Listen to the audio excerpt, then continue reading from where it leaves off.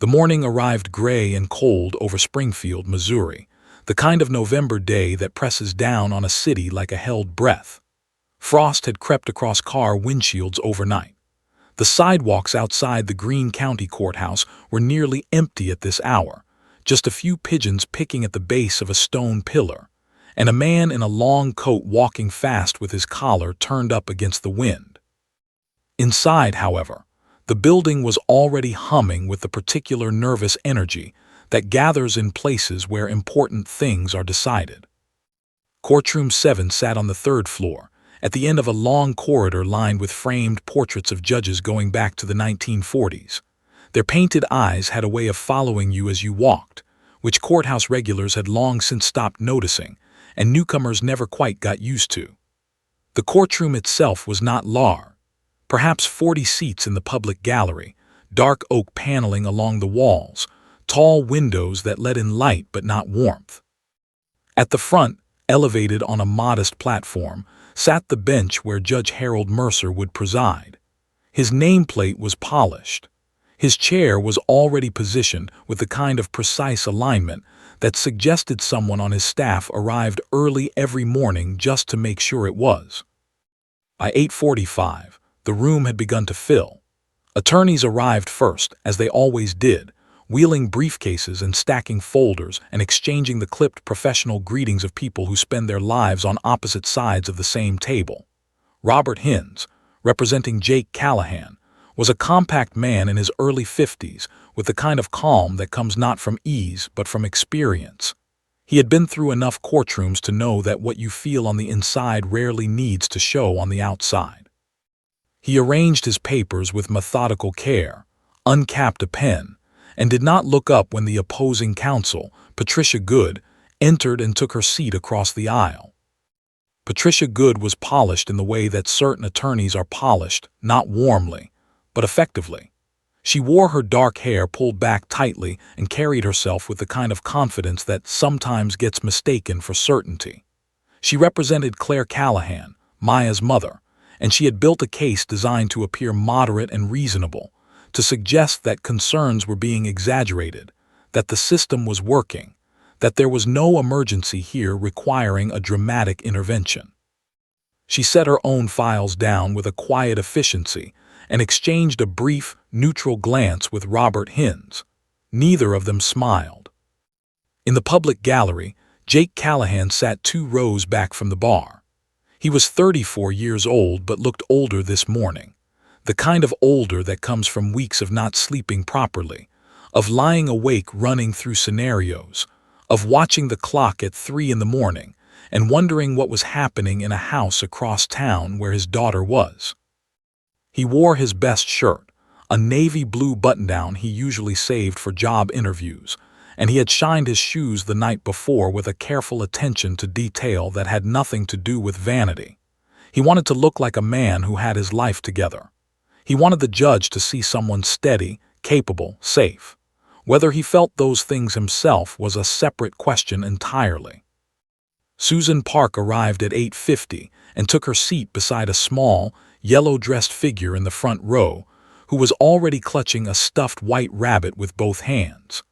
Susan was Maya's guardian ad litem, a court-appointed attorney whose job it was not to represent what Maya wanted exactly, but what Maya needed.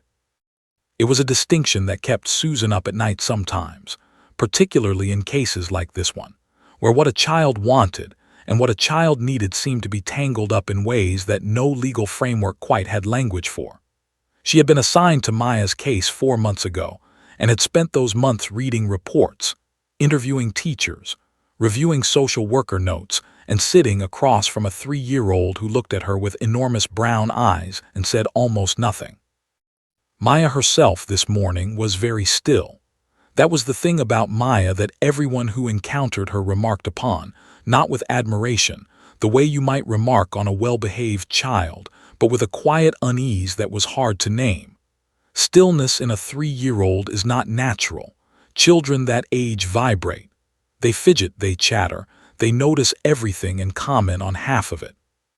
Maya sat with her rabbit in her lap and her feet dangling above the floor, and watched the room with the careful, measuring attention of someone much older, someone who had learned, somewhere along the way, in ways nobody wanted to think about too directly, that watching carefully was a form of survival. She had not said more than a dozen words since arriving at the courthouse that morning. She had accepted a small carton of apple juice from the reception desk without comment. She had followed Susan through the metal detector without being asked. She had climbed onto the bench in Courtroom 7, settled her rabbit, and looked at the ceiling for a moment as though taking a private measurement of the space before deciding it was acceptable. Judge Mercer entered at 9 sharp, the room rising in the practiced reflex of courtroom ritual. He was 61, with silver hair trimmed close and reading glasses that he wore on a chain around his neck like a professor. His manner on the bench was precise without being cold, authoritative without being theatrical. He had presided over family court for 11 years after 2 decades in civil litigation, and he carried into every session the particular quality of attention that comes from understanding, deeply and personally, that the files on his desk are not cases, they are lives. He arranged his materials, adjusted his glasses, and was about to signal for proceedings to begin when the side door opened. The sound was slight, just the soft mechanical click of a latch releasing, but the room registered it. Heads turned. Officer Dana Reyes stepped through first, her posture easy and professional, her expression the practiced calm of someone who had learned to carry stillness into rooms that needed it. And then Atlas followed, his nails clicking softly on the marble floor, his broad shoulders moving with the unhurried confidence of an animal that understood, in whatever way animals understand such things, that he was exactly where he was supposed to be. He was beautiful in the way that working dogs often are, not ornamental but purposeful, every part of him built for something. His dark face swept the room with quiet intelligence. His ears, tall and mobile, turned slightly at the ambient noise before settling forward again. He did not pull at the leash. He did not startle. He simply walked beside Dana like a partner, which is exactly what he was. And then it happened. The thing that nobody in Courtroom 7 would forget for the rest of their professional lives.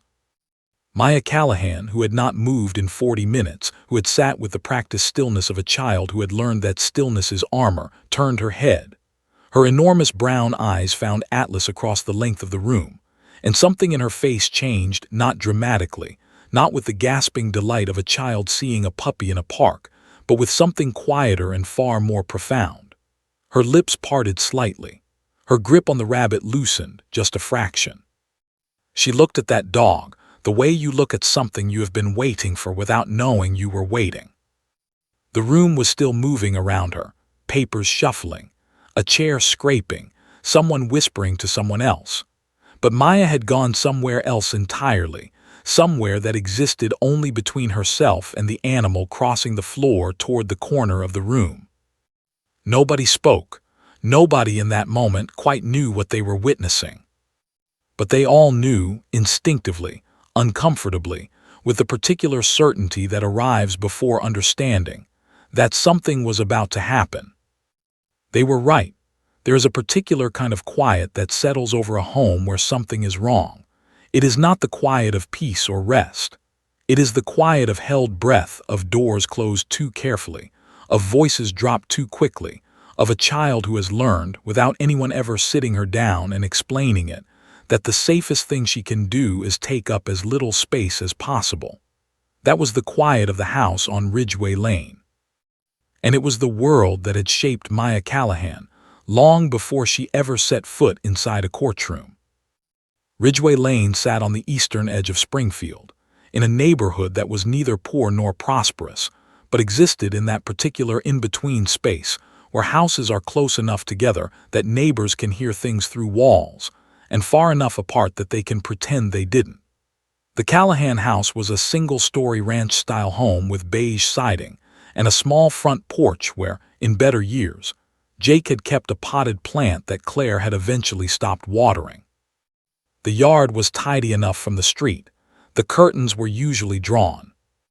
Jake Callahan had grown up in Springfield, the second of 3 boys in a working-class family that measured love in presence rather than words. He was not an expressive man by nature, not cold, but contained, the kind of person who shows up rather than speaks up. He had met Claire at a mutual friend's barbecue when they were both 24, and what he had felt for her in those early years was something he described to his attorney years later, with the careful, searching language of someone trying to be fair to a memory that had since become painful. She was funny, he said. She was smart. She made a room feel alive when she walked into it. He had loved her, genuinely and completely, in the way that young people love when they have not yet learned that love alone is not a foundation. The cracks, he would later understand, had been there from early on, but cracks in a foundation are easy to miss when you are busy building on top of them. Jake worked long hours, early shifts at a logistics company on the south side of the city, sometimes 6 days a week. He told himself the overtime was for their future, for a better house, a better neighborhood, the kind of stability he wanted for the child they had started talking about wanting. He came home tired. He ate dinner. He slept. And in the spaces between, in the hours when he was not there, things were happening in that house that he would spend years blaming himself for not seeing sooner. Claire Callahan was not a simple person to understand, and this story does not pretend otherwise. She had her own history, her own architecture of pain built up over years before Jake ever entered the picture. People who knew her casually described her as charming, quick-witted, and intensely private. People who knew her well, and there were very few of those, would have told you that beneath the charm was something volatile, something that could shift without warning from warmth to cold in the time it took a door to close. She had never been formally diagnosed with anything. She had never sought help. She had, instead, become very skilled at managing appearances, at presenting the version of herself that the world found acceptable and keeping everything else behind the curtain. When Maya was born in the spring, Claire seemed, for a time, genuinely softened by it. Neighbors remarked on it. Jake noticed it. There were photographs from Maya's first months that Jake still kept in a drawer, Claire holding the baby in the backyard sunlight, laughing at something off camera, looking for all the world like a woman who had found her footing. He looked at those photographs sometimes in the months after everything fell apart and tried to reconcile them with everything he had since learned, and he could not quite do it. He suspected he never would. By the time Maya was 18 months old, something had changed in the house on Ridgeway Lane. Jake felt it before he could name it, a tension in the air when he came home, a guardedness in Claire that expressed itself in small ways. Conversations that stopped when he entered a room, excuses made for things he hadn't yet questioned. And Maya, who had been a bright, babbling, curious baby, was growing quieter. Not in the gradual, natural way that children settle into their personalities, but in a way that had an edge to it, a watchfulness, a careful reading of the room that no toddler should have mastered. The first call to the non-emergency police line came from a neighbor named Gerald Foss, a retired postal worker in his 60s who lived 2 houses down. He reported hearing shouting on a Tuesday evening in March, a woman's voice, he said, raised and sustained for what he estimated was 20 to 30 minutes. He heard a child crying at some point, then silence. He had debated calling for 3 days before he finally did, and he told the dispatcher he was sorry if he was overreacting. He was not overreacting. Officers arrived to find Claire composed and polite at the door, the house calm, dinner on the stove. Maya sat in the living room on the floor beside a basket of toys. She did not look up when the officers came in. She did not look up when they spoke to her mother. She kept her eyes on a small plastic block she was turning over and over in her hands, and one of the officers, a young man named Darnell Cooper on only his 2nd month on the force, noted in his report that the child seemed, in his words, unusually self-contained for her age. He did not know what to do with that observation professionally. He wrote it down because something told him he should, and then he left with his partner when Claire assured them everything was fine. Everything was not fine. The second call came 7 months later, this time from Maya's daycare. Ms. Loretta Banks had been running the Sunshine Early Learning Center for 16 years and had developed, over that time, the kind of instinct for children in distress that no training manual can fully teach. She had seen Maya arrive one Monday morning with a stillness about her that was different from her usual quietness, deeper, more sealed.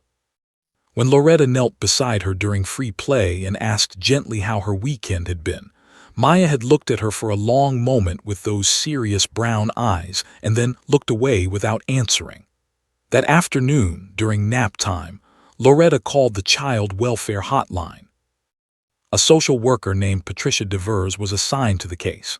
She visited the Ridgeway Lane home twice over the following 6 weeks. Both times, Claire was prepared. The house was clean, the refrigerator was full, and Maya, coached in ways that left no fingerprints, said nothing that gave Patricia legal grounds to act. Patricia filed her reports. She noted that while no immediate danger was confirmed, the situation warranted monitoring. Maya was returned to the home after each visit.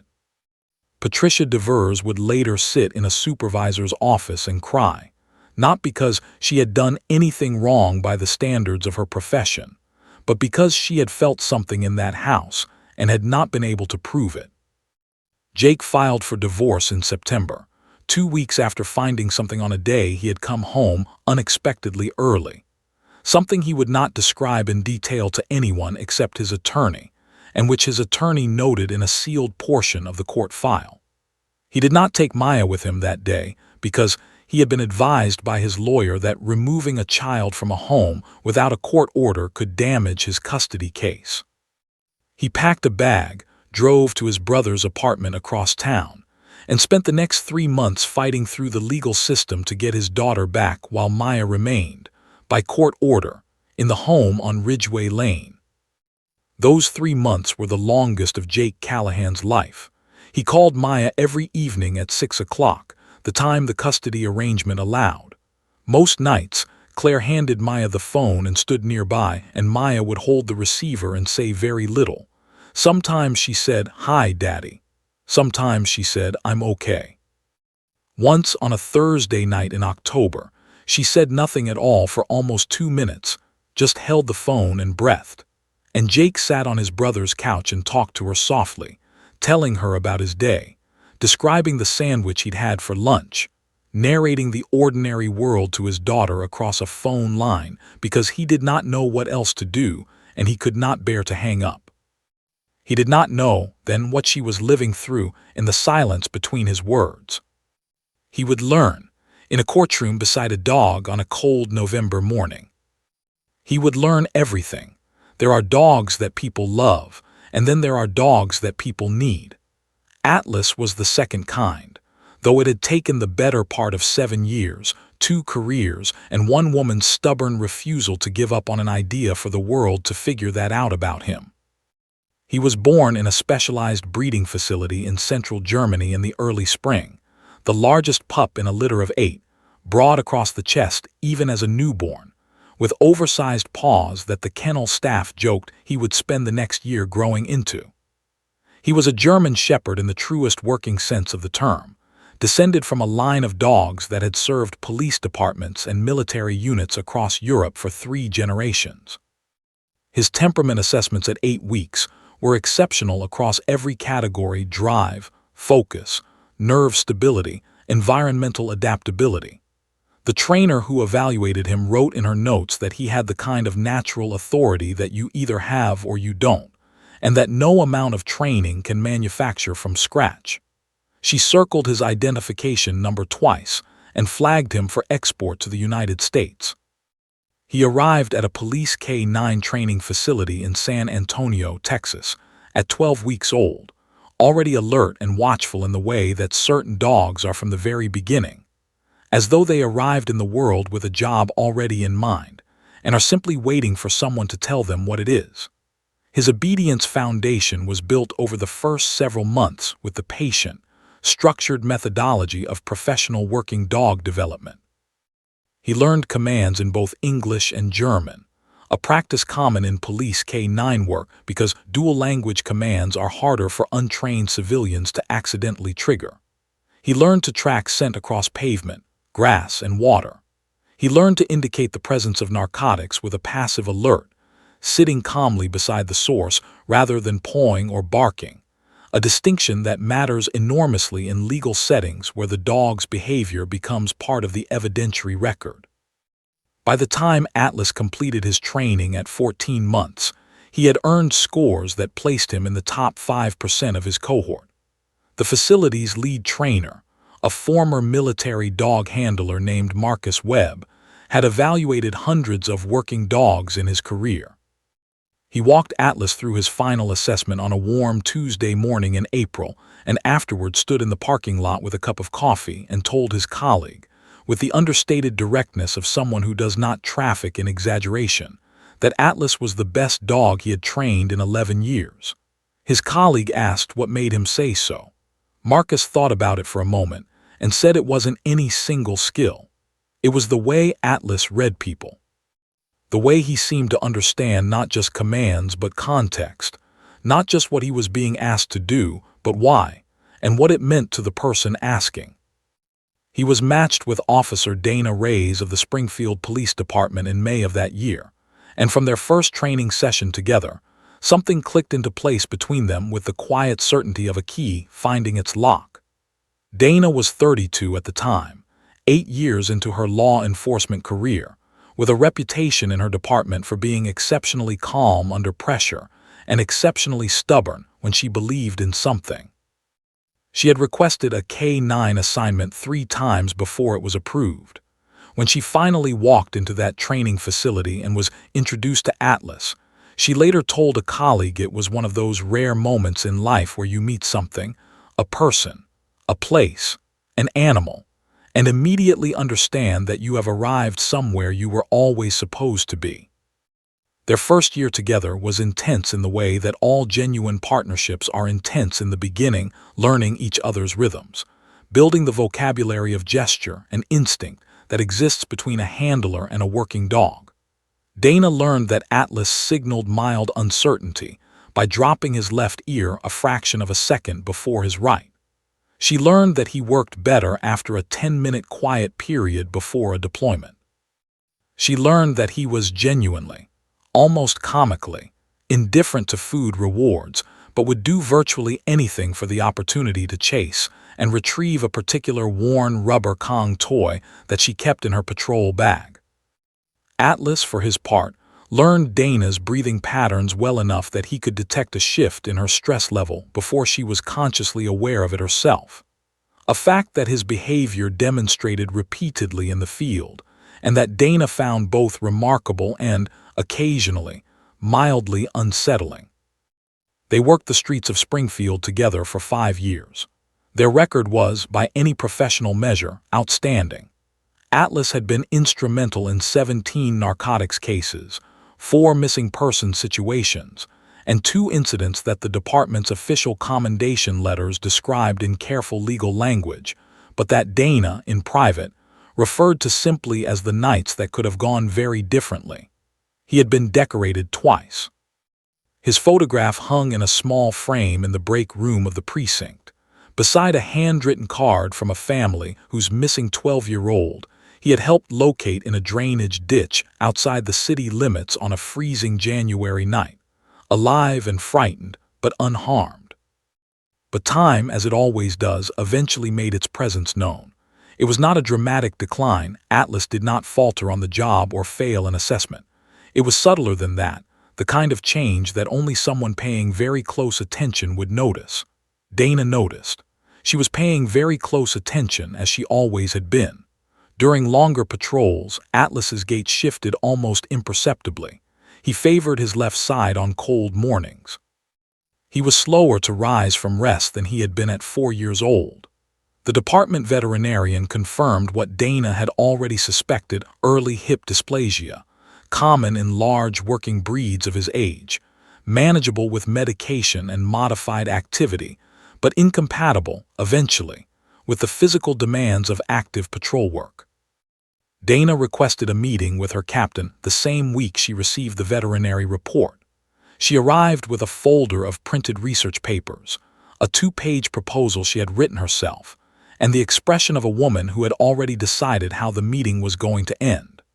Her captain, a pragmatic man named Roderick Ellis who had learned over years of working with Dana that her stubbornness was generally worth listening to, heard her out in full before he said anything. What she proposed was a transition, not a retirement, not a reassignment to a kennel, but a reinvention. She had been researching courthouse facility dog programs for 8 months, reading studies published by the Institute for Human-Animal Bond, reaching out to program coordinators in Tucson and Seattle, attending a 2-day conference in Denver where she had sat in the back row and taken 4 pages of notes. The research was clear and it was compelling. Dogs placed in legal settings, courtrooms, interview rooms, attorneys' offices, measurably reduced anxiety in child witnesses and trauma survivors. Children who testified in the presence of a trained facility dog were more likely to provide detailed, consistent accounts. They were less likely to recant. They were less likely to shut down under cross-examination. The dog did nothing except be present. And presence, it turned out, was everything. Captain Ellis approved the pilot program 3 weeks later. He would say afterward, at a department event where the program was formally recognized, that it was one of the easiest decisions he had made in 20 years of command. At the time, he had simply looked at Dana across his desk and said, "Get him trained." The retraining program was run by a certified organization in Tucson, Arizona, staffed by specialists in animal-assisted intervention with legal and therapeutic applications. Atlas spent 4 months there, and the trainers who worked with him reported back to Dana with a consistency that she found privately gratifying. He was, they said, a natural, not in the sense that the work required no effort, but in the sense that the core qualities the work demanded were already there. His nerve stability, the ability to remain calm in chaotic, unpredictable, emotionally charged environments, was exceptional. His sensitivity to human emotional states, which had made him an outstanding patrol dog, translated directly into the courthouse setting with almost no adjustment. He learned to enter rooms quietly, to lie still for extended periods, to position himself beside a person in distress without crowding or demanding. He learned, above all, the single most important skill a facility dog can possess: the ability to offer comfort without asking for anything in return. By the time Atlas returned to Springfield and began his work at the Greene County Courthouse, Dana had set up a small dedicated space for him in a room adjoining the family court wing. She kept a dog bed there, his Kong toy, a water bowl, and a framed photograph on the wall, the 2 of them from his first year on patrol, Dana grinning in her uniform, Atlas sitting at attention beside her with the alert, forward posture of a dog at the height of his powers. She looked at that photograph sometimes before they entered the courtroom and felt something that was not quite nostalgia and not quite pride, but lived somewhere in the country between the two. Atlas had sat beside 11 children before Maya Callahan. 11 children who had come into legal settings carrying things that were too heavy for anyone to carry alone, let alone a child. 11 children who had, in his presence, found words or steadiness or simply the courage to breathe in a room that frightened them. Dana kept their first names in a small notebook in her desk drawer. She added to it carefully, in the same neat handwriting every time, because she understood that each name represented something that mattered more than any statistic in any research paper. She did not yet know, on the morning she walked Atlas into Courtroom 7, that she was about to meet the child whose name she would underline. She was about to find out. There are moments in life that divide time into before and after. Most people experience only a handful of them across an entire lifetime. Moments so precise and so complete that everything that came before them and everything that follows exists in permanent relationship to that single point. The people inside Courtroom 7 of the Greene County Courthouse on that cold November morning did not know, as they shuffled papers and adjusted ties and whispered last-minute strategy to one another, that they were approximately 4 minutes away from one of those moments. They would know it afterward. They would know it for the rest of their lives. Atlas was moving at his usual pace, unhurried, deliberate, each step placed with the quiet confidence of an animal that has long since made peace with the space it occupies in the world. Dana Reyes held his leash with the light, practiced grip of a handler who has learned that the leash is a formality more than a necessity. Atlas did not need to be guided. He knew where he was going. He had made this walk into this room a dozen times before, and his body carried the memory of it the way a musician's hands carry the memory of a song. Left through the door, across the marble, past the gallery benches, into the corner by the window. That was the routine. That was what was supposed to happen. He was perhaps 20 feet from his designated corner when he stopped. Not gradually, not with the slow deceleration of an animal reconsidering its path. He stopped the way a sentence stops when a period arrives, completely, cleanly, with a finality that drew every eye in the room without a single sound being made. Dana felt the leash go from light to still in her hand and looked down at him. His ears, which had been forward and relaxed in their usual working position, had shifted, turned slightly, angled with a precision that Dana recognized immediately as the posture of an animal that has detected something that requires his full attention. He was not looking at his corner. He was looking at Maya. Across the length of that courtroom, across the rows of benches and the bar and the space between the gallery and the well of the court, the dog and the child found each other with the directness of two things that were always going to meet. Maya had not moved, not yet.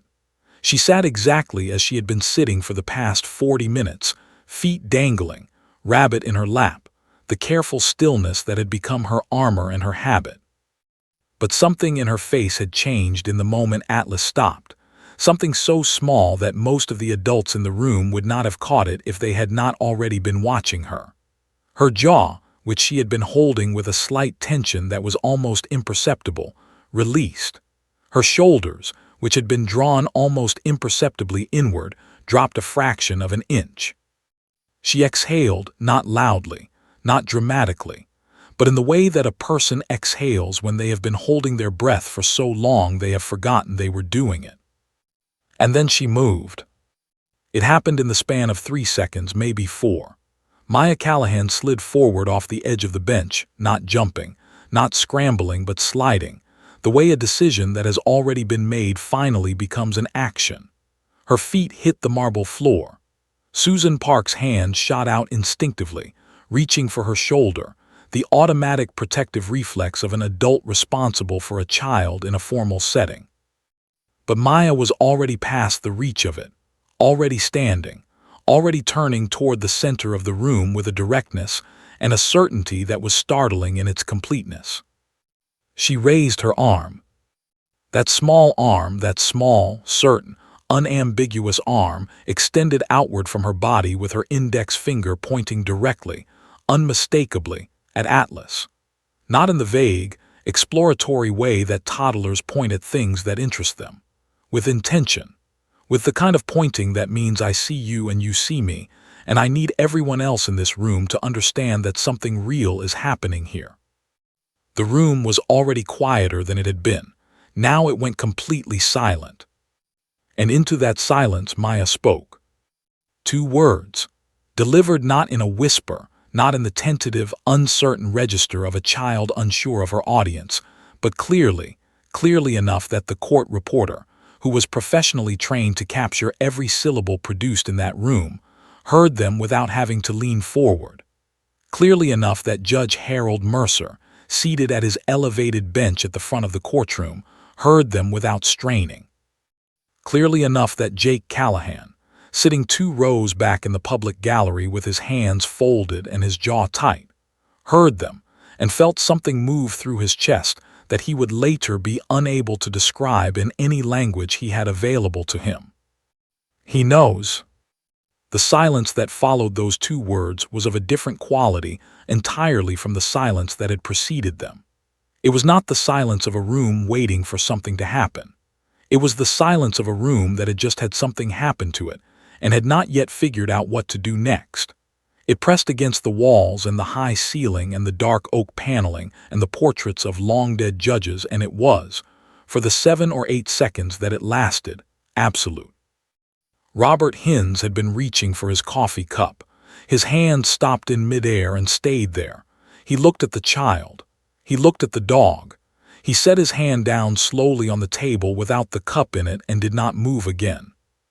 Patricia Good had been writing something on her legal pad, a note in the margin, a reminder to herself about a point she intended to raise during the next phase of proceedings. Her pen stopped moving. She looked up. Her expression, which she worked very hard in professional settings to keep neutral and controlled, slipped for just a moment into something unguarded and genuine. It was not a dramatic expression.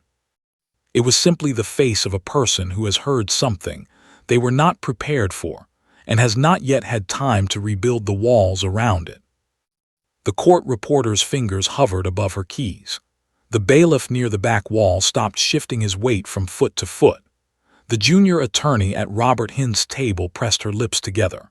Somewhere near the back of the public gallery, a woman who had come to observe a different case entirely and had nothing to do with the Callahan family felt, without knowing why, the sudden and inconvenient urge to cry. Judge Mercer did not move. His hands rested flat on the bench in front of him. His reading glasses, usually in a state of being adjusted or removed or replaced, were completely still on the chain around his neck. He looked at Maya Callahan for a long moment with the full, unguarded attention of a man who has spent 30 years in courtrooms and knows, with the bone-deep certainty of experience, when something true has just entered the room. Dana Reyes felt the leash go completely slack in her hand. Atlas had taken one step forward, just enough to close a fraction of the distance between himself and Maya, and then stopped again, as if understanding that the next move was not his to make. His tail, which in his working posture he held low and still, moved once. A single, slow sweep. Dana would think about that movement later, lying awake in the particular dark of 3 in the morning, and she would think that if she had to translate it into human language, the closest she could come was something like, "I see her. I have her. She is safe now." Maya walked forward, past the bar that separates the gallery from the well of the court, a boundary that members of the public are not supposed to cross without permission, a boundary that nobody moved to enforce, because there was not a single person in that room in that moment who was going to step between this child and this dog. Past the table where Robert Hines sat with his hand still resting on the wood beside his coffee cup. Past the edge of the open space in the center of the courtroom, where the light from the tall windows fell in long pale rectangles across the marble floor. She stopped in front of Atlas. For a moment she simply looked at him, this big, dark-faced, steady animal who had walked into her morning and stopped time with his stillness. Atlas looked back at her. Neither of them moved. The room held its breath so completely that the only sound was the faint, distant hum of traffic somewhere outside the courthouse and the soft percussion of Maya's own breathing. Then she reached out and wrapped both of her small arms around his neck. She pressed her face into his fur, that thick, warm, dark fur that smelled of the outdoors and of something else, something harder to name, something that small children and frightened people and anyone who has ever been comforted by an animal will recognize immediately even if they can never quite explain it. She pressed her face in and she held on, not with the frantic grip of panic but with the slow, certain, exhausted hold of someone who has finally, after a very long time, arrived somewhere safe. And Atlas stood completely still and let her hold him. He did not shift or fidget or turn his head to look at Dana for guidance. He stood the way a wall stands, solid, present, entirely reliable, and he let that 3-year-old girl pour every ounce of her weight and her fear and her silence and her held breath into the warm fact of his existence. Susan Park stood behind the bar with one hand pressed flat against her sternum, as though physically holding something in place inside her chest. Jake Callahan, in the second row of the gallery, bowed his head. And Judge Harold Mercer, 30 years on the bench, 11 years in family court, a man who had trained himself across an entire career to respond to what happened in his courtroom with measured, professional, equitable deliberation, picked up his pen, set it back down, and reached up to remove his glasses with one hand and pressed two fingers briefly against the bridge of his nose. He would call a recess in 45 seconds. But for now, for this moment that was already becoming the before and after point of everyone present, the courtroom simply stayed where it was suspended, altered, permanently marked, while a little girl in a yellow daisy dress held onto a dog and finally stopped being alone. The conference room adjoining Courtroom 7 was not designed for moments like this one. It was a functional space. Nothing more, four walls painted the particular shade of institutional beige that suggests nobody ever gave the color much thought. A rectangular table with 6 mismatched chairs, a window that looked out onto the courthouse parking lot where a row of bare-branched trees stood in the gray November light like something waiting. There was a water cooler in the corner that made a soft gurgling sound every few minutes, a wall clock above the door, a stack of outdated legal directories on a shelf that nobody had touched in years. It was the kind of room that existed purely to contain other rooms' overflow, meetings that didn't fit, conversations that needed walls around them, things that required privacy without ceremony. Nobody had planned for it to become the room where Maya Callahan finally told the truth. Judge Mercer had made the decision quickly and quietly, with the economy of language that distinguished his 30 years on the bench. He had called the recess, summoned Susan Park to the sidebar, and spoken to her in the low, direct register of a man who has learned that the most important instructions are the ones delivered without theater. He wanted the child in a private space. He wanted Dana Reyes and Atlas present. He wanted a written record of everything that occurred. He wanted nobody else in the room except Susan Park in her capacity as guardian ad litem. He looked at Susan over the top of his glasses with the expression of a judge who understands, in this particular moment, that what is about to happen matters more than the procedural machinery surrounding it. Susan nodded once and went to get Maya. Maya came willingly. She had not released Atlas entirely.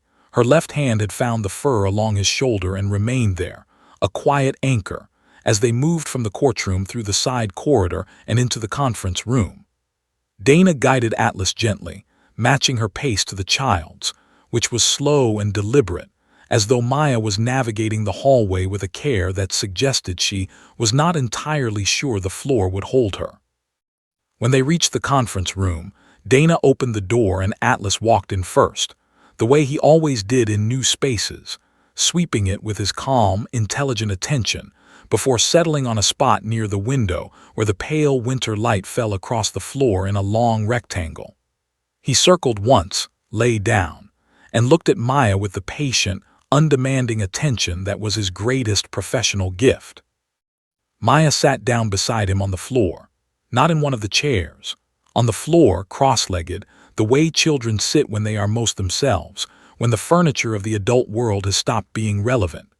She set her stuffed rabbit on her knee. She placed her right hand on Atlas's side, feeling his breathing, that slow, steady rhythm that was already becoming, for her, the most reliable thing in the room. Susan Park took the chair nearest the door, angled slightly away from Maya to reduce the sense of direct observation. Dana settled into the corner chair, notepad open on her knee, pen in her right hand. The water cooler gurgled. The clock above the door marked the seconds.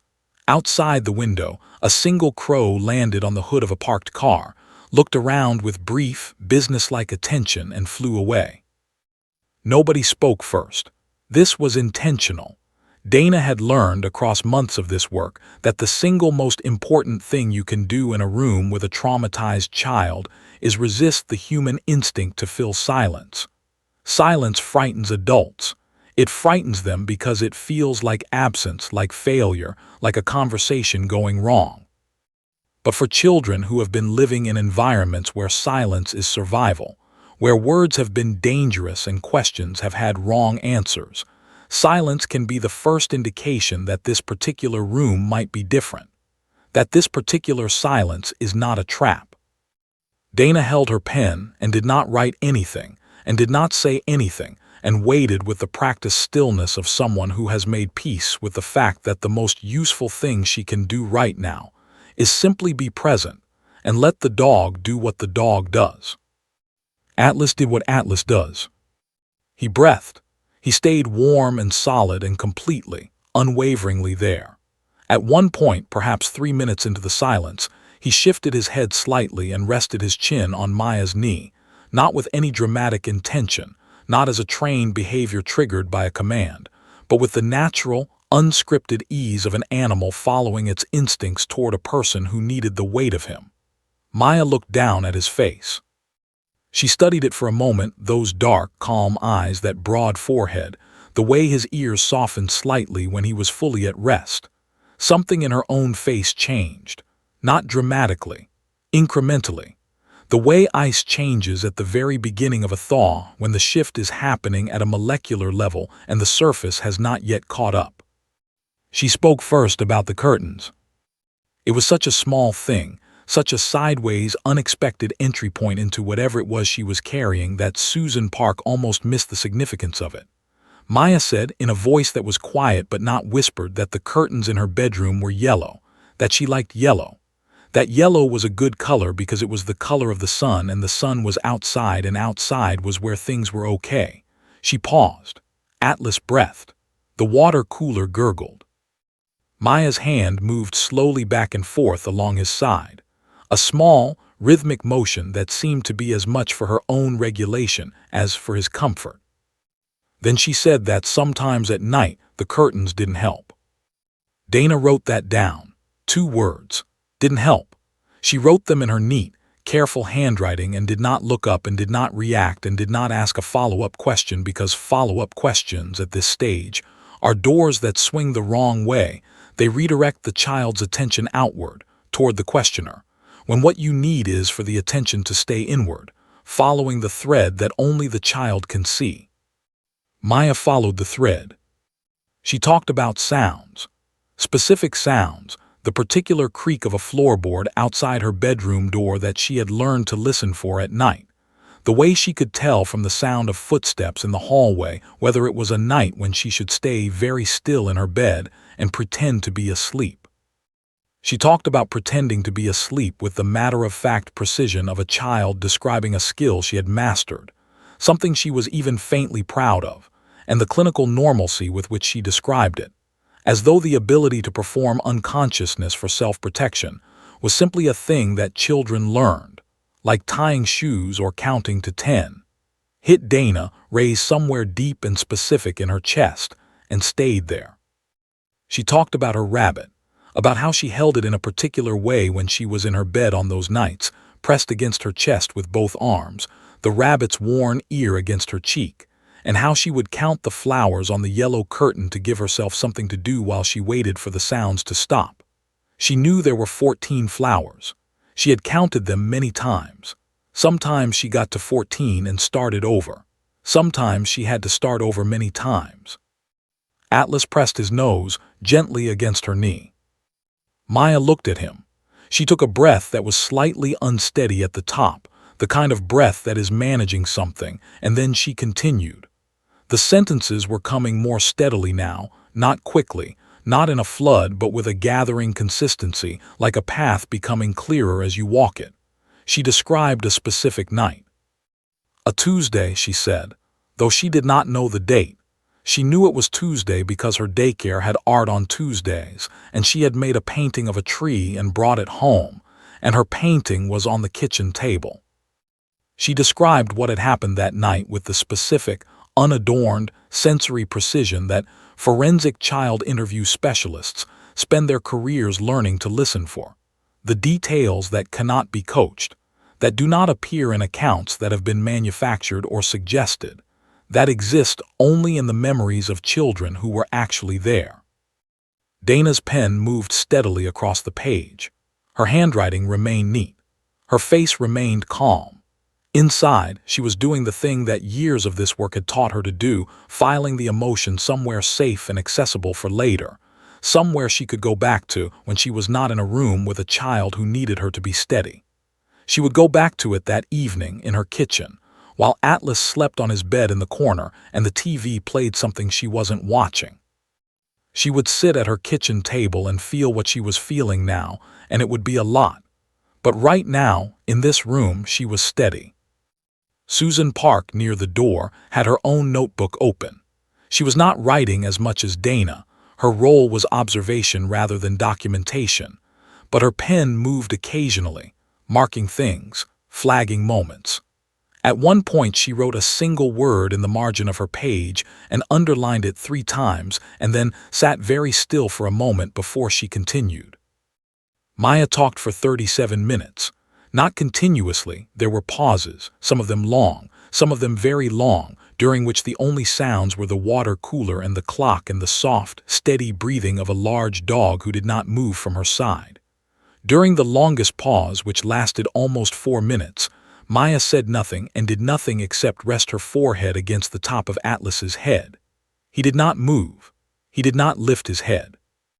He stayed exactly as he was and let her rest there. And Dana watched this and thought about all the research papers she had read, and all the conference presentations she had sat through, and all the arguments she had made in her captain's office.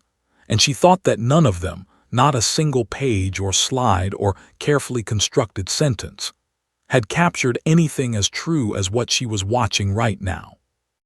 When Maya finally stopped talking, she did not announce it with any particular finality. She simply reached the end of what she had to say in the way that rivers reach the sea, naturally, without drama, because that is where the current was always going. She looked at Atlas for a moment. Then she looked at Susan Park. Then she looked at Dana. "Is the big dog going to be here tomorrow?" she asked. Dana looked at her steadily. "He can be," she said. Maya considered this with the serious deliberation of a child making an important logistical decision. Then she nodded once, picked up her rabbit from her knee, and stood up from the floor. Susan Park left the room first. She walked down the corridor to the women's restroom and stood over the sink with the cold water running and her hands braced against the porcelain, and she breathed in the careful, deliberate way of someone managing something very large in a very small container. She stood there for 2 minutes and 17 seconds by the clock on the wall. Then she dried her hands, straightened her jacket, and walked back toward the courtroom to do her job. Behind her in the conference room, Atlas remained where he was while Dana gathered her notes, pages of them, careful and complete, every word Maya had said recorded in the neat handwriting that would become, within the week, part of an official court record. Dana capped her pen. She looked at Atlas. He looked back at her with those dark, calm eyes that had seen, by now, more human pain than most humans ever witness. And she thought, not for the first time and not for the last, that there was something this animal understood about people that people had not yet fully learned to understand about themselves. She reached down and placed her hand on his head for a moment. Just a moment. Then she clipped his leash and stood up straight, and they walked back toward the courtroom together, the same way they had walked in, side by side, steady, ready. The room they were walking back into was not the same room they had left. Nothing in it was. There is a phenomenon that experienced courtroom attorneys sometimes describe, quietly, among themselves, in the particular candor that emerges only after hours and shared history. As the moment a case turns, it is not always dramatic. It does not always arrive with raised voices or surprise witnesses or the theatrical flourishes that television has trained the public to expect from legal proceedings. Sometimes it arrives as softly and as completely as a change in weather, the kind of shift where you look up and realize the sky is different from what it was an hour ago, and you understand, without being able to point to the precise moment it happened, that something has fundamentally and irreversibly changed. Courtroom 7 felt like that when Dana Reyes and Atlas walked back through the side door. It had been 53 minutes since Judge Mercer called the recess. In that time, the room had not emptied. The principal parties had remained, as instructed, in their places or in the immediate corridor outside. But the atmosphere that greeted Dana and Atlas on their return was measurably different from the one they had left. It was the atmosphere of a room full of people who had been sitting alone with their thoughts for nearly an hour and had not entirely liked what they found there. Conversations had been minimal. The usual pre-session murmur of attorney strategy and administrative shuffling was absent. People had mostly been quiet, looking at their hands or their papers or the middle distance, doing the particular internal accounting that unexpected moments of genuine human truth tend to provoke in the people who witness them. Maya was not with Dana when she returned.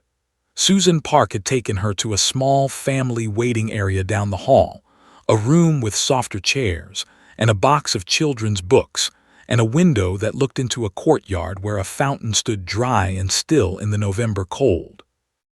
Maya was sitting in one of the chairs with her rabbit, and a courthouse victim's advocate named Rosalind Tate was sitting beside her, not talking, just present. A warm, quiet presence that Maya had accepted without comment, which Rosalind, who had 15 years of experience in exactly this kind of work, recognized as its own form of communication. Judge Mercer entered the courtroom at 11:22. The room rose. He settled into his chair, adjusted his glasses, and looked out over the space before him with an expression that was, for Harold Mercer, unusually unguarded. He was a man who had spent decades cultivating judicial neutrality as both a professional tool and a personal discipline, understanding that the face a judge presents from the bench carries its own authority and its own influence, and that influence must be managed carefully. But there are moments when even 30 years of discipline meets something it cannot entirely contain. This was one of those moments. He gathered himself, arranged his materials, and spoke. "We are back on the record," he said. "The time is 11:22. Court has reconvened following a recess called at 10:29. He paused. "Before we proceed, I want to note for the record that during the recess period, the court authorized an observed informal interaction between the minor child and the courthouse facility animal, in the presence of the child's guardian ad litem and the facility dog's handler, in the conference room adjacent to this court. I have been informed by the guardian ad litem that this interaction produced statements from the minor child that are material to these proceedings." He looked at Susan Park. "Ms. Park, you may speak to your motion." Susan rose. She was composed, visibly, deliberately composed, in the way that people are composed when composure is costing them something. She stood straight and she spoke clearly, and she laid out her motion with the professional precision that her clients paid her to deploy. And if her voice carried a quality that was slightly different from its usual register, slightly more grounded, slightly more certain, the voice of someone speaking not just from legal training, but from something that goes deeper than that, nobody in the room called attention to it. The motion was straightforward. Given the statements made by the minor child during the observed interaction, and given the prior documentation submitted to the court by social workers and the child's daycare provider, Susan was requesting that a forensic interview be conducted by a licensed child trauma specialist before proceedings continued. She cited 3 precedents. She cited 2 research studies. She sat down. Patricia Good rose immediately. She requested a continuance. Her argument was measured and technically sound. She cited procedural concerns, the need for her client to respond to any new information through proper channels, the importance of due process in matters affecting parental rights. She was, as she always was, professionally formidable. But there was something in the room that her professionalism was working against today, something that had settled into the air of Courtroom 7 during the past hour, and that her legal arguments, however competent, could not quite dispel. She felt it. The way she paused once, very briefly, in the middle of a sentence, a pause so small that only someone watching very closely would catch it, suggested that she felt it. She completed her argument and sat down. Judge Mercer denied the continuance without deliberating. He did it quietly, with the same economy of language he had used to call the recess, and he stated his reasoning for the record in sentences that were precise and complete and left no procedural gap for appeal.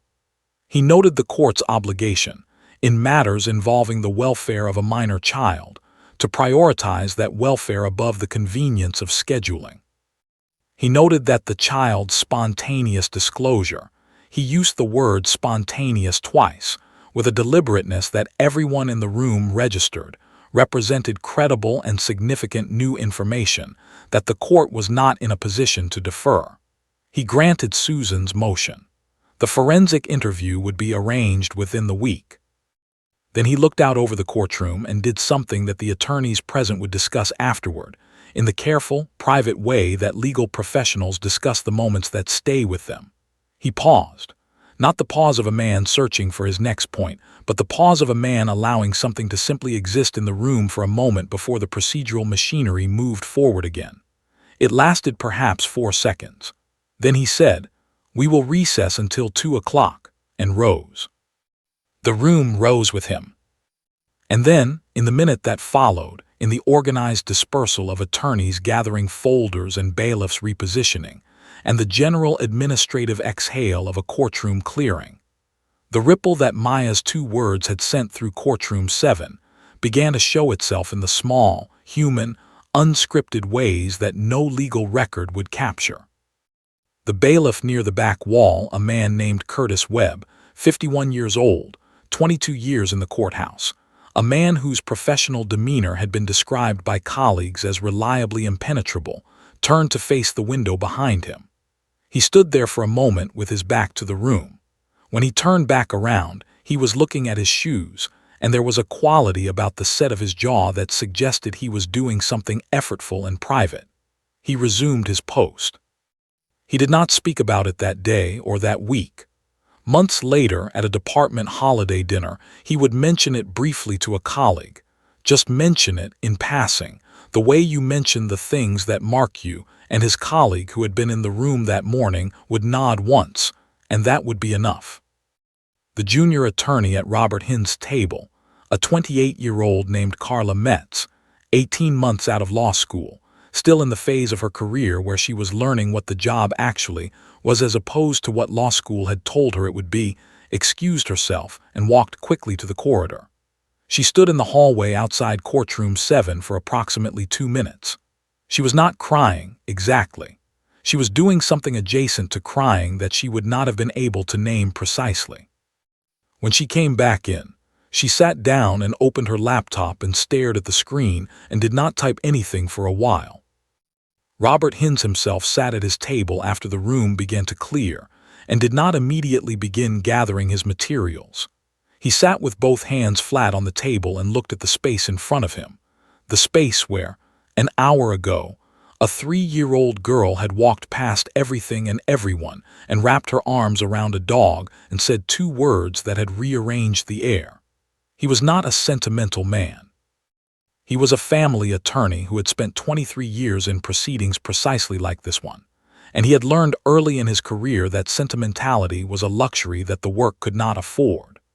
But he sat at that table for an extra 2 minutes before he packed his briefcase, and the expression on his face during those 2 minutes was one that his paralegal, who had worked with him for 9 years and knew him better than almost anyone, had never seen on him before. Patricia Good left quickly and efficiently, as she always did. Her face was professional and composed, as it almost always was. But in the elevator, alone, on the way down to the lobby, she stood with her briefcase at her feet and looked at the elevator doors and thought about her own daughter, who was 7 years old and currently at school learning long division. And she thought about the yellow daisy dress and the stuffed rabbit and the 2 words spoken into the silence of a courtroom. And she pressed the lobby button a second time even though it was already lit, because her hands needed something to do. Jake Callahan found Dana Reyes in the corridor, outside the family waiting room as the lunch recess began. He had been sitting in the gallery through all of it, through Susan's motion and Patricia's continuance request and Judge Mercer's rulings, with the tight, disciplined stillness of a man who has been told by his attorney to present himself as calm and controlled, and who is managing this instruction against the internal pressure of a father who has been fighting for his daughter for 3 months, and has just heard, in the most oblique and formal legal language, that what he feared was real, and that the system may finally be catching up to it. He stopped Dana in the corridor. Atlas was beside her, calm and unhurried. Jake looked at the dog for a long moment. He was not a man who cried easily. This is not a judgment, simply a fact about the particular architecture of Jake Callahan, but his eyes, when he finally looked up from Atlas to Dana, were very bright. He said thank you. Just those 2 words. Dana looked at him steadily and nodded once. Jake reached down and placed his hand briefly on Atlas's head, one gentle, deliberate, grateful touch. And then he walked away down the corridor, his footsteps steady and even on the marble floor, his back straight, his hands at his sides. Dana watched him go. Atlas watched him go. The water cooler at the end of the corridor gurgled softly. Outside the tall windows, the November sky had lightened slightly, the gray giving way to something that was not quite sun but was at least the memory of it, the suggestion that warmth still existed somewhere above the cloud cover and would, eventually, return. Dana looked down at Atlas. Atlas looked up at Dana. She reached into her jacket pocket, produced the worn rubber Kong toy, and held it out to him.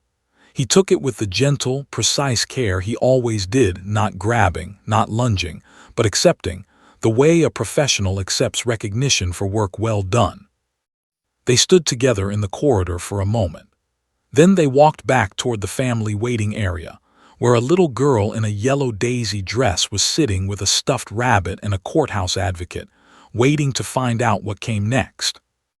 What came next was going to be better. Dana knew it. Atlas, in whatever way Atlas knew things, knew it too. The week between Judge Mercer's ruling and the forensic interview was the longest week of Jake Callahan's life. He knew this was a competition with some strong entries. The week Claire had told him she wanted a divorce had been long. The week he had packed his bag and driven to his brother's apartment and lain awake on a pull-out couch, listening to the unfamiliar sounds of someone else's home had been long. The 3 months of legal proceedings leading up to that November morning in Courtroom 7 had been, taken together, an extended exercise in the particular agony of being close enough to see what you're fighting for, and not yet close enough to reach it. But this week, this specific, suspended, interminable week, was different from all of those. Because this week, for the first time, Jake Callahan had something he had not had in a very long time. He had reason to believe it was almost over. That belief was not comfortable. Hope, when it arrives after a long absence, does not feel like relief. It feels like exposure, like removing a layer of protective numbness, and discovering that everything underneath it is still raw and tender and capable of being hurt. Jake moved through that week carefully, the way you move through a space where the floor might not hold, putting each hour down gently before trusting his weight to it. He went to work.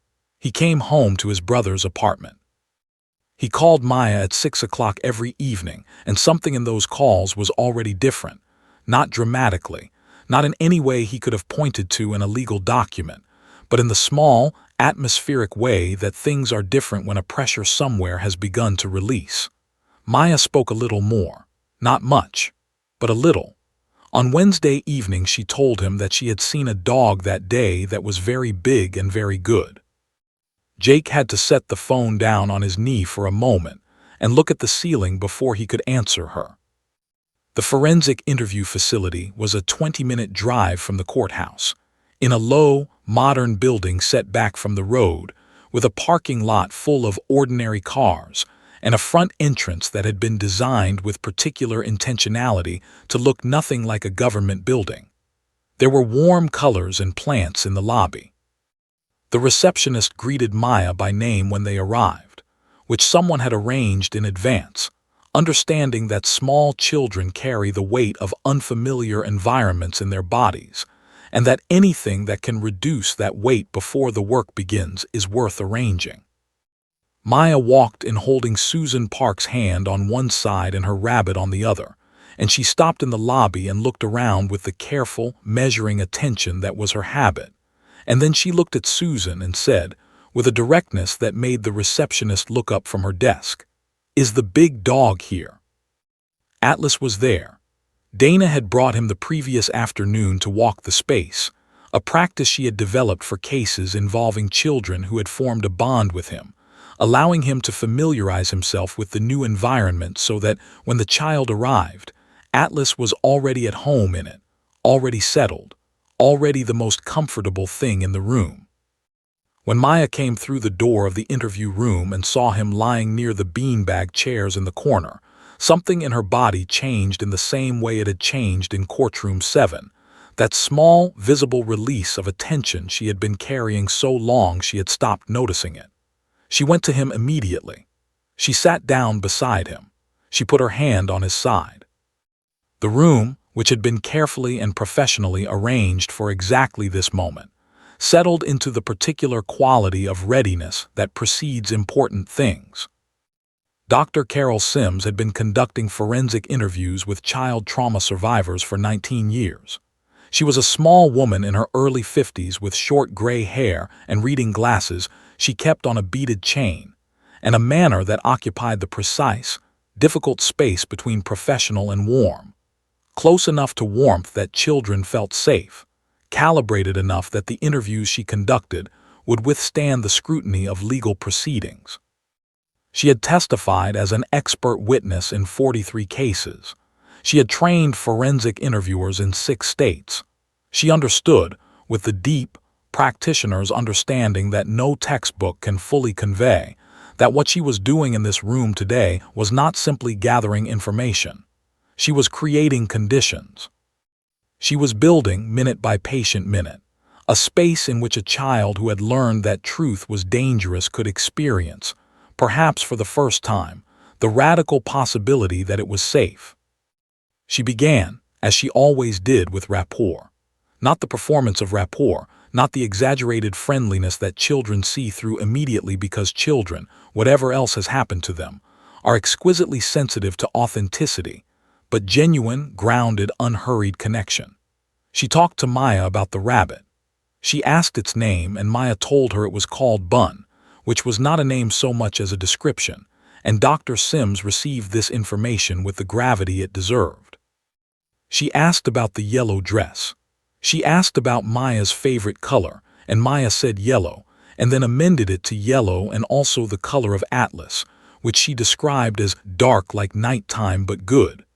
And Dr. Sims wrote that phrase down in her notes and circled it and would think about it for a long time afterward. Then, slowly and with the practiced patience of someone who understands that the path to difficult truth is rarely direct, she began to walk with Maya toward what she needed to know. The protocol she used was the National Institute of Child Health and Human Development Protocol, the NICHD, the gold standard for forensic interviews with child witnesses, designed over decades of research to elicit accurate, detailed, uncontaminated accounts from children without leading or suggesting. It proceeds in stages, each one building on the last, each one designed to give the child more agency and more safety before the terrain becomes harder. Dr. Sims followed it with the fluency of someone who has internalized a method so completely that it no longer feels like method, it feels like conversation. Maya talked. She talked for 91 minutes. Not continuously, there were pauses, some long, some very long, during which the only sounds were Atlas's breathing and the soft ambient hum of the building around them. There were moments when Maya looked at Atlas rather than at Dr. Sims, as though checking in with him, verifying that the safety she had felt in his presence in the conference room still held here in this new space. Every time she looked at him, his tail moved once, that slow, certain sweep that Dana had come to recognize as his most fundamental form of communication. Every time his tail moved, Maya turned back to Dr. Sims and continued. What she said in that room was submitted to Judge Mercer under seal 3 days later. The document was 31 pages. Dr. Sims had added her clinical assessment, her evaluation of the account's consistency and credibility, and her professional conclusions. She had been doing this work for 19 years, and she wrote her conclusions with the measured, precise language that legal proceedings require, language stripped of emotion, calibrated for scrutiny, designed to survive cross-examination. But there was one sentence in her covering letter to the court that departed, slightly and deliberately, from that clinical register. It read, "In my 19 years of practice, I have rarely encountered an account from a child of this age that demonstrates this degree of internal consistency, sensory specificity, and emotional authenticity. I have no professional reservation in stating that this child is telling the truth." Judge Mercer read the document in his chambers on a Thursday afternoon with his door closed and his phone forwarded to his clerk. He read it straight through without stopping, which was not his usual practice with long submissions. He typically read in sections, pausing to annotate, cross-referencing with earlier filings. He did not do that this time. When he reached the last page, he sat back in his chair and looked at the ceiling for a moment. Then he leaned forward and began to write. The order he produced that afternoon was 4 pages long and was issued with an urgency designation that cleared it through the administrative process within 2 hours. It cited the forensic interview findings, the observed courtroom disclosure, the prior social worker documentation, the daycare teacher's written statement, and the incident reports filed by Officer Darnell Cooper 18 months earlier. It cited them carefully and completely, building the legal architecture that would support what came next with the thoroughness of a judge who understood that the decision he was making needed to be unassailable. Emergency temporary full physical custody of Maya Grace Callahan was granted to Jacob Thomas Callahan, effective immediately upon service of the order. Claire Callahan was granted supervised visitation pending further proceedings, with supervision to be provided by a court-approved third party. The family home on Ridgeway Lane was designated a restricted address. A guardian ad litem review was scheduled for 30 days hence. The matter was set for full evidentiary hearing in 60 days. Jake Callahan received the call from Robert Hines at 4:47 in the afternoon. He was in the break room at his workplace, eating a sandwich he had made that morning and not particularly tasting. His phone buzzed on the table beside him. He looked at the screen. He saw Robert's name. He put down the sandwich and picked up the phone and answered it, and Robert Hines, a man who had spent 23 years delivering news in the precise, measured register of a professional, who understands that his words carry enormous weight, told him what the order said. Jake said nothing for a moment. Robert waited. Then Jake said, "When can I get her?" Robert said, "Tonight." Jake left work within the hour. He drove to the transitional care facility where Maya had been placed following an emergency welfare assessment the previous week. A clean, calm place run by a nonprofit organization that specialized in short-term placement for children in exactly these circumstances. He had not told Maya he was coming, because nobody had wanted to tell her until the paperwork was certain, until the order was served, until the thing was real in the way that legal things become real only when the documents exist. He parked in the lot and sat in his car for 60 seconds with his hands on the steering wheel and his eyes closed, doing the private, necessary work of composing himself for what was about to happen. Then he got out of the car and walked inside. The lobby of the facility was warm and softly lit. A staff member at the front desk looked up when he entered and smiled, a smile that told him, before any words were exchanged, that they had been expecting him. She made a brief phone call. Jake stood in the lobby with his car keys in his hand and waited. He heard her before he saw her. A small sound from down the hallway, not words, just a sound, the particular sound a child makes when they are moving with purpose, when they have somewhere they are going and they are going there now. And then Maya appeared at the end of the hallway in her yellow daisy dress, and she stopped when she saw him. And for just a moment, just one suspended, crystalline moment, father and daughter looked at each other across the length of that warm, quiet corridor. Then Maya ran. She ran the way small children run when they are running towards something rather than away from something, with her whole body committed to it, her arms pumping, her feet loud on the linoleum, her rabbit swinging from her hand. Jake dropped to his knees before she reached him, because it was the right thing to do, and because his legs may not have held him anyway. And when she hit him, he caught her and held her, and she buried her face in his shoulder. And he held her with the particular grip of a father who has been counting the days since he last held his child and has finally stopped counting. He did not speak. She did not speak. They stayed exactly as they were for a long time, on the floor of a transitional care facility on a Thursday evening in November, while a staff member near the desk looked at her screen and did not look at them, because some moments are private even in public spaces, and the kindest thing you can do is let them be. Dana had brought Atlas for a final visit that afternoon, an unofficial, unscheduled act of grace that nobody had asked for, and nobody would have thought to ask for, because it was the kind of thing that exists outside the official record, in the space between what the job requires and what a person chooses to do because it is right. Atlas was lying in the corner of the main room when Jake and Maya came through from the hallway, and Maya saw him immediately, and her face opened in the uncomplicated, luminous way that children's faces open when something genuinely good happens. Not the careful, measured response of a child who has learned to hold her reactions in, but something freer than that, something that suggested the holding was already, incrementally, beginning to ease. She went to Atlas and knelt beside him and put both arms around his neck, the same way she had in the courtroom, but different, looser, lighter, the grip of someone holding something precious rather than something necessary. She pressed her cheek against his fur. Atlas's tail swept the floor once, twice.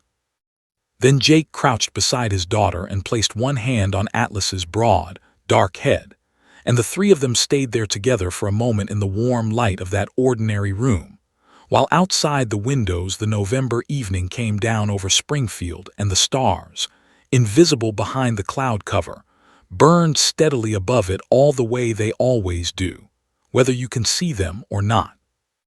When they left, Maya turned at the door. Atlas was sitting near the window watching them go. Maya raised her hand and pointed at him, that same small, certain gesture, the one that had stopped a courtroom cold, but this time her face was entirely different. This time she was smiling. A real smile, wide and unhurried and completely unguarded, the smile of a child who has just remembered, or perhaps discovered for the first time, that the world contains things worth smiling at. Jake saw it. He would carry it with him for the rest of his life. Stories have a way of escaping the rooms they were born in.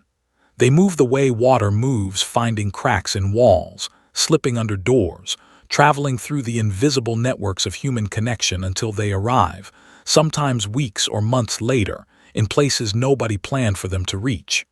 Maya Callahan's story was like that. It began in a courtroom on the third floor of a Missouri courthouse on a cold November morning, and it ended, or rather, it opened somewhere much larger than that, somewhere that had needed it for a long time.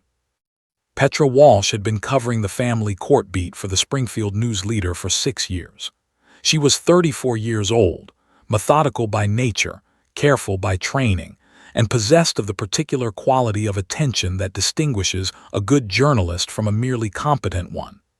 The ability to sit with a story long enough to understand not just what happened, but why it matters and to whom. She had heard about the Callahan case through a source she had cultivated over 3 years of patient, respectful relationship building. A courthouse employee who trusted her precisely because she had never once burned a source, never once pushed for more than was appropriate, never once let the appetite for a story override her judgment about what was responsible to publish.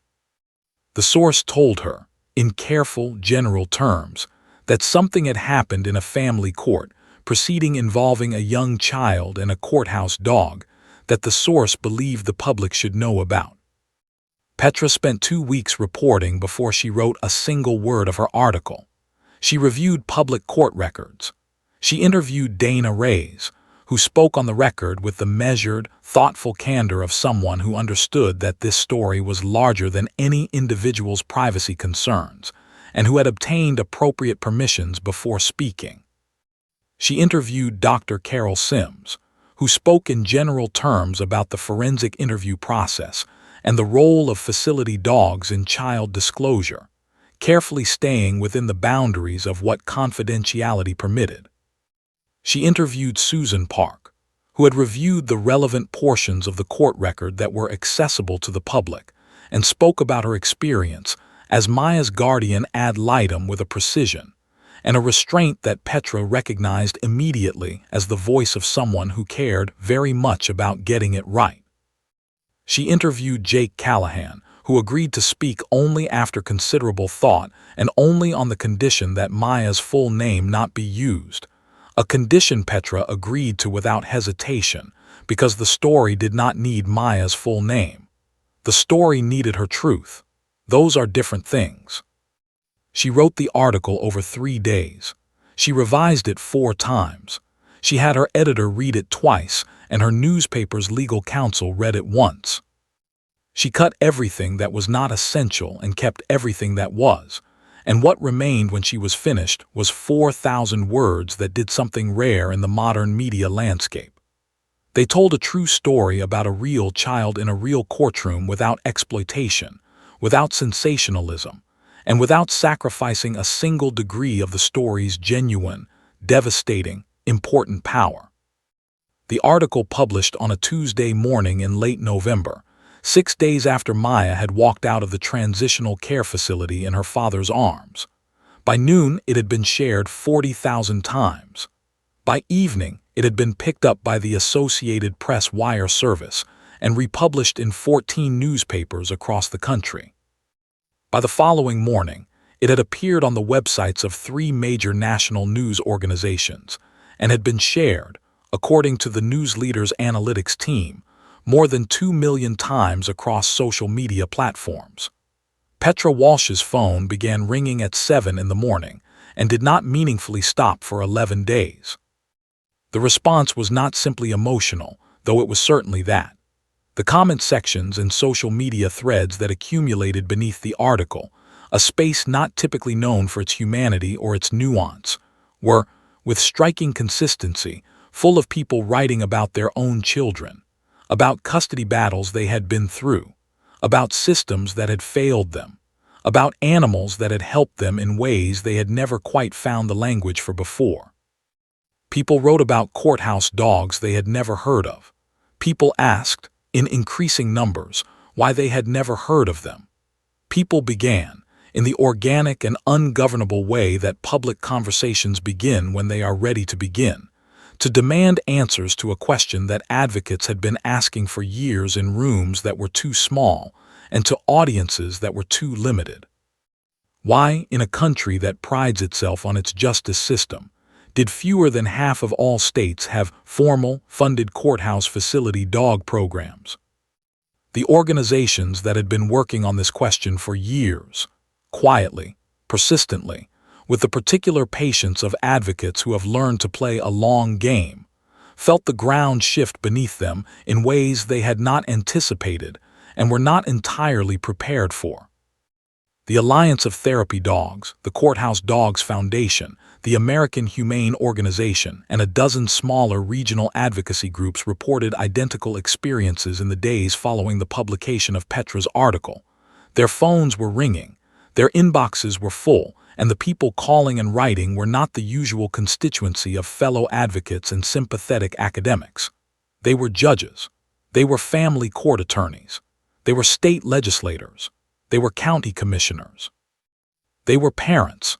They were people who had read about a 3-year-old girl in a yellow dress and a dog named Atlas in a Missouri courtroom, and had arrived, in the particular way that human beings arrive at convictions when something true lands in exactly the right place, at the conclusion that something needed to change. In Missouri, the response was fastest. A bipartisan group of 6 state legislators, 3 Democrats, 3 Republicans, a coalition that would have been remarkable for its harmony on almost any other issue in the current political climate, held a joint press conference 10 days after Petra's article published. They announced the introduction of the Missouri Courthouse Animal Support Act, a bill that would establish and fund a statewide courthouse facility dog program, create standardized training and certification requirements for facility dogs and their handlers, and mandate that family court judges be informed of the program's availability in all cases involving minor children. The legislators spoke in turns, and each of them mentioned Maya, not by name, because the family had requested privacy, but in terms that made clear who they meant. One of them, a Republican state representative from a rural district south of Springfield, said something that Petra Walsh would later quote in a follow-up article because it captured, with an accidental precision, exactly what Maya's story had done to the conversation. He said that he had read the article 3 times, and that by the third time he was not reading it as a legislator. He was reading it as a father, and that was when he picked up the phone and called his colleagues across the aisle. Ohio moved next, then Georgia, then Washington State.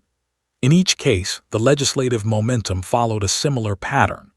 A local news organization picked up the national story and localized it, investigating the state of facility dog programs within their own jurisdiction, surfacing the gap between what existed and what was possible, and giving advocates who had been working quietly for years a sudden and dramatically enlarged platform from which to make their case.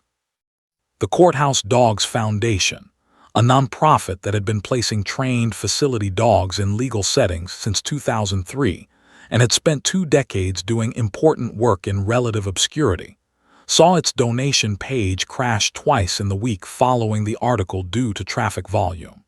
Its executive director gave 47 media interviews in 30 days. She later said, in a profile published in a national magazine, that she had been telling this story for 20 years and that nothing, not a single conference presentation or academic paper or legislative testimony, had done what one article about one child and one dog in one Missouri courtroom had done in 48 hours. The research had always been there. This was important to understand, and Petra Walsh made sure to include it in her follow-up coverage. The evidence supporting courthouse facility dog programs was not new. Studies going back to the early 2000s had demonstrated, with methodological rigor, that children who disclosed in the presence of a trained animal provided more detailed accounts, showed lower physiological stress markers, and were less likely to recant their statements than children who disclosed without animal support. The research had been published in peer-reviewed journals. It had been presented at conferences. It had been cited in legislative testimony in state after state. The knowledge had existed for a long time. What had been missing was not evidence. What had been missing was a story, a specific, human, undeniable story that could carry the evidence from the realm of data into the realm of feeling, which is the realm where most people actually make decisions about what matters and what should change. Maya had provided that story. Atlas had made it possible. And Dana Reyes, who had spent months arguing in her captain's office and attending conferences on her own time and printing research papers to place on desks, had created the conditions for both. In Springfield, life continued. Dana and Atlas returned to their work at the Greene County Courthouse the week after the story broke, to find that the hallways felt slightly different. Colleagues who had previously nodded at them in passing now stopped to talk, to ask questions, to express things they had been thinking about since the article published.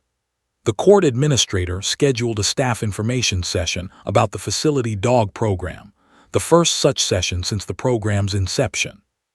3 other departments in the building submitted inquiries about whether Atlas could be made available for their proceedings as well. Dana handled all of it with the same measured, unhurried professionalism she brought to everything. She was not uncomfortable with the attention. Exactly.